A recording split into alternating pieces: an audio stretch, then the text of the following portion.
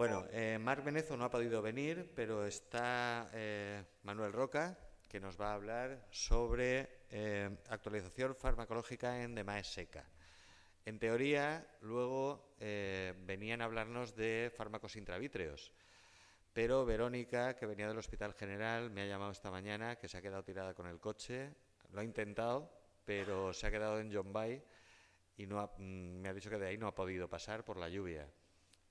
Bueno, me ha pedido que la disculpe y por eso también hemos hecho un poquito más largo el café para poder ajustarnos un poquito más al tiempo.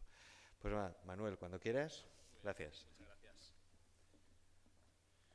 Bueno, esta charla de MAE seca la dividiremos en tres partes. Haremos una primera parte donde haremos un poco de introducción a la clínica y luego haremos otra parte en la cual hablaremos de antioxidantes y vitaminas y otra última parte en cuanto a las nuevas terapias que se están investigando hoy en día. Bien, ¿por qué hablar de MAE seca? Pues porque es la principal causa de ceguera en personas mayores de 50 años en nuestro medio. Se han propuesto múltiples clasificaciones clínicas para esta patología que nos pueden ser útiles para tener en cuenta el riesgo que tiene nuestro paciente en cuanto a desarrollar una pérdida de agudeza visual severa y también en caso de tener ya una afectación importante de un ojo, de que el otro se afecte también.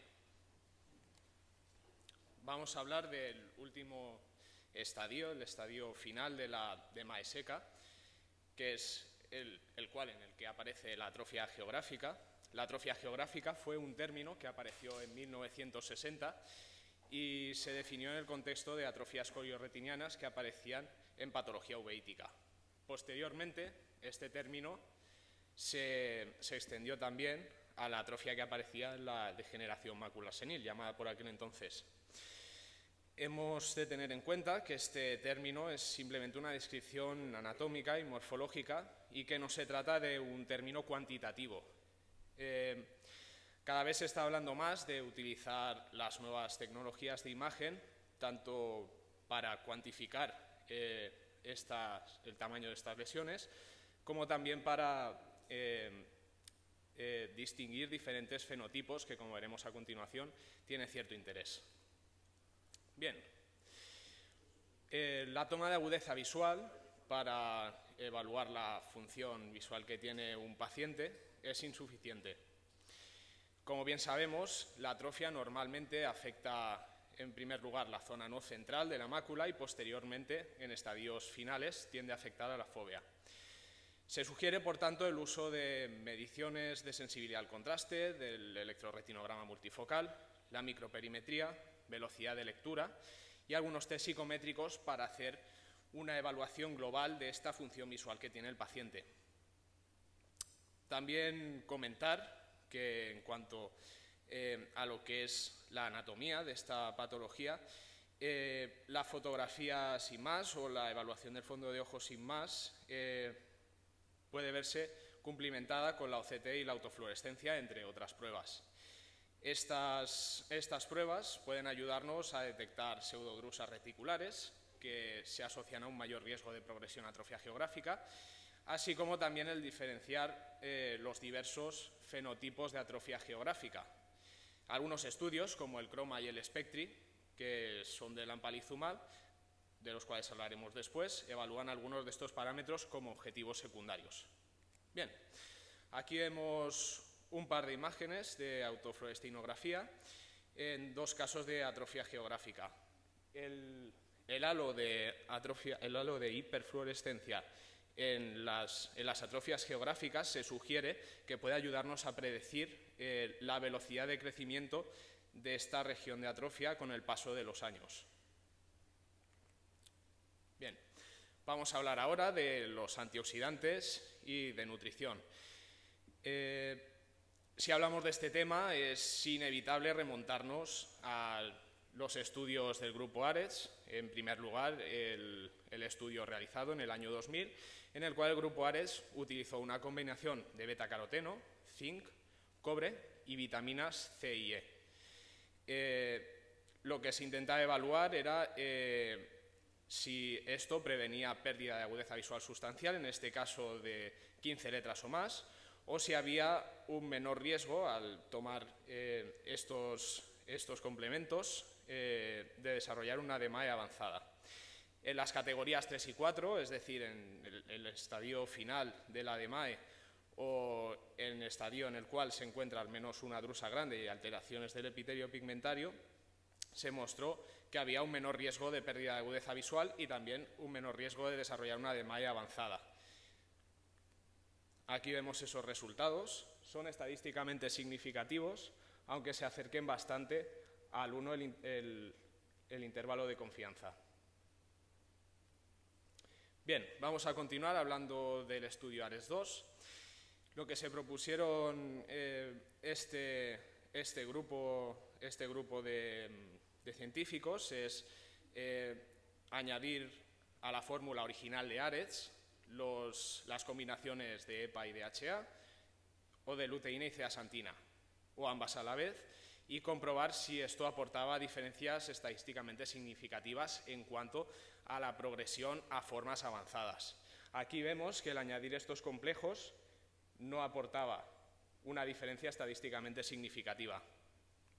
Otra de las hipótesis que se estudió en este estudio es si la sustitución del betacaroteno por luteína y zeaxantina podía aumentar el riesgo de progresión a formas avanzadas. La razón por la cual sustituir el betacaroteno era porque el betacaroteno se asoció a un mayor riesgo de cáncer de pulmón, especialmente en pacientes fumadores. Como vemos, no se producía un aumento del riesgo al sustituir el betacaroteno por luteína y zeaxantina. También se demostró que los pacientes que estaban en el quintil más bajo de ingestas alimenticias de luteína y zeaxantina, la suplementación con estos dos nutrientes sí que ofrecía un efecto protector, y no así en el resto de quintiles.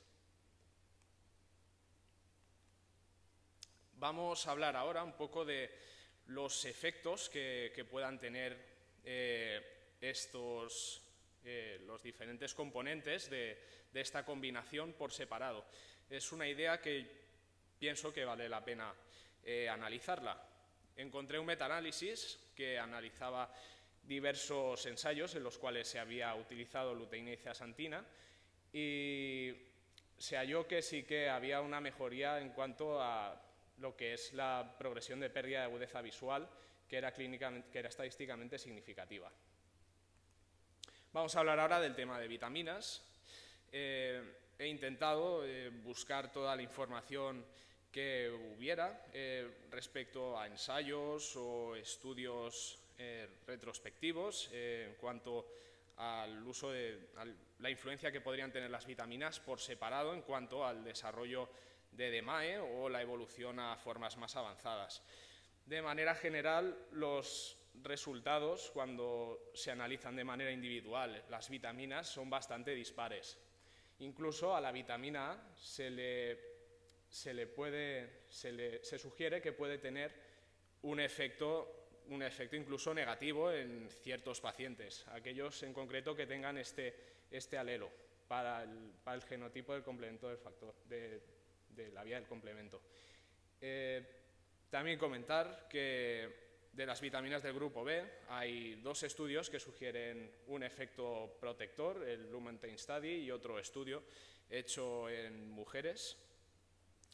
Y vamos a hablar ahora del efecto que puedan tener los minerales. El zinc, por separado, en el estudio ARES sí que mostró una diferencia estadísticamente significativa en cuanto a progresión a formas avanzadas. En cuanto al tema de prevención, la evidencia es inconsistente. También se ha especulado sobre el efecto que podría tener el cobre y el selenio, pero no existe una evidencia clara. No he podido encontrar ningún estudio que intente corroborar el efecto que tienen estas dos moléculas. Vamos a hablar ahora también de los ácidos grasos omega 3. El análisis por separado de estos en un metaanálisis no demostró que se pudiera evitar la progresión a formas severas o una pérdida de agudeza visual severa, considerada como igual o mayor a 15 letras. Sí que hay un estudio reciente en el cual se ha comprobado que disminuye los niveles de VEGF vítreo en pacientes con DMAE de componente exudativo. Repercusiones clínicas que pueda tener esto en cuanto a mejoría de agudezas visuales, menor número de inyecciones, no he encontrado datos al respecto. Bien, vamos a hablar ahora también un poco de dieta.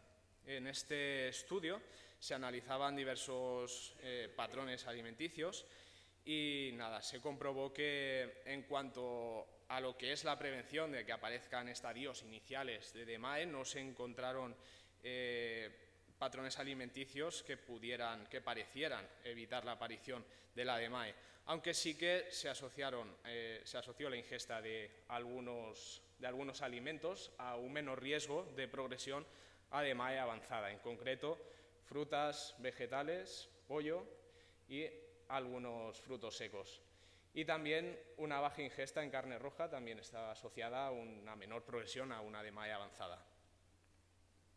Vamos a hacer un pequeño inciso para hablar del tema de la genética. Se está hablando mucho de la importancia de los polimorfismos de algunos genes en cuanto a la posibilidad de desarrollar una DMAE. En concreto, estos polimorfismos, cuando se encuentran de manera homocigota en un paciente, este paciente puede llegar a tener hasta 50 veces más posibilidades de desarrollar la enfermedad. Aparte, también estos genes parecen influir en cuanto al efecto que puede tener los antioxidantes y el zinc. Vamos a hablar ahora de las nuevas terapias que se están investigando hoy día para el tratamiento de la DMAE seca. Al ser una enfermedad que tiene un sustrato fisiopatológico que no es del todo conocido, en el cual se habla de déficit de circulación, estrés oxidativo, inflamación, pues la enfermedad se intenta atacar desde varios puntos de vista. Una de las formas que se está intentando, una de las maneras en las cuales se está intentando atacar esta enfermedad es intentando mejorar la circulación coroidea. Esta molécula de aquí está actualmente pendiente de mostrar los resultados de un ensayo de fase 2-3. También se han hecho estudios con otras moléculas con efectos vasodilatadores, como el alprostadil, por ejemplo, y no mostraron una diferencia estadísticamente significativa. Otra estrategia que se ha propuesto para intentar tratar la DMAE no exudativa es la disminución del metabolismo de los receptores. En concreto, el fenretinide y el emixustat son fármacos que se han estudiado recientemente. En el primero de todos se encontró una disminución de progresión de la atrofia geográfica y de manera casual también se encontró una menor probabilidad de desarrollo de neovascularización coroidea, y en el segundo no se mostraron diferencias estadísticamente significativas. En este segundo estudio se analizaban también algunos parámetros en cuanto a función visual, como sensibilidad al contraste, adaptación a la luz. Los pacientes que recibían este fármaco tenían estos parámetros, entre otros, afectados. Esa afectación era reversible, pero esto, desde mi punto de vista, genera ciertas dudas en cuanto a si estos fármacos se podrán utilizar a largo plazo en el tratamiento de la atrofia geográfica. Vamos a hablar ahora también un poco de neuroprotección. Se ha hablado mucho de neuroprotección también para el tratamiento de la DMAE seca. Aquí vemos unos cuantos tratamientos que están centrados en esto. Vemos que la gran mayoría están todavía en fase experimental. ¿De acuerdo? Es interesante pues, señalar el implante de brimonidina. Todos conocemos ese efecto neuroprotector de esta molécula, y también señalar el uso de los antiamiloides beta. El amiloide beta se ha encontrado en las drusas. Por este motivo se está ensayando con estos medicamentos contra esta molécula en concreto. Finalmente, también comentar que el glatiramer, que se utiliza en pacientes con esclerosis múltiple y pacientes con Alzheimer, parecía disminuir la cantidad de drusas en un grupo de pacientes con Alzheimer. En concreto, las drusas que tenían una menor reflectividad en la OCT parecía que eran las más susceptibles a ser reducidas con este tratamiento. He estado investigando a ver si había algo de información respecto a estudios de fase 2 y 3 y de momento están inactivos. Bien, se le está dando mucha importancia también al tema de la inflamación. En concreto se está hablando mucho del complemento, de las vías del complemento en cuanto a la progresión de la atrofia geográfica. Hay 2 fármacos que se han investigado para inhibir el C5 y no han mostrado eficacia en los estudios de fase 2.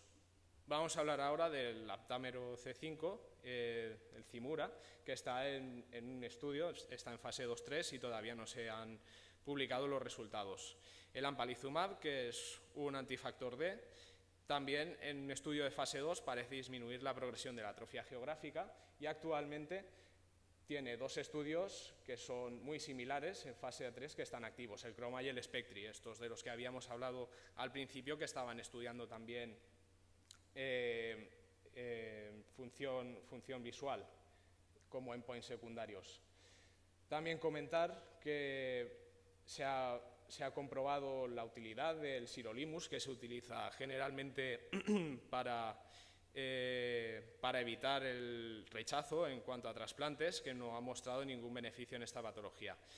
También hay un estudio de fase 2 que ha terminado con Iluvien, pero no he podido acceder a los resultados de este estudio. Finalmente, también se está hablando del resveratrol, la curcumina y la crocetina como complementos alimenticios que pueden tener un efecto antiinflamatorio y antioxidante.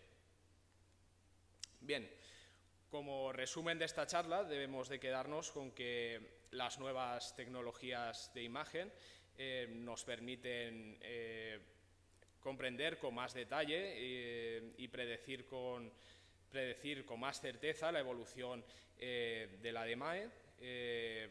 Es importante también señalar que los complementos vitamínicos y los complejos multivitamínicos y el zinc pueden ayudarnos a disminuir la progresión de la DMAE o la pérdida de agudeza visual en determinados grupos de pacientes y que hay una serie de nuevos fármacos que de momento están en fase experimental y que todavía falta un poco más de evidencia para poder asegurar que vayan a ser útiles.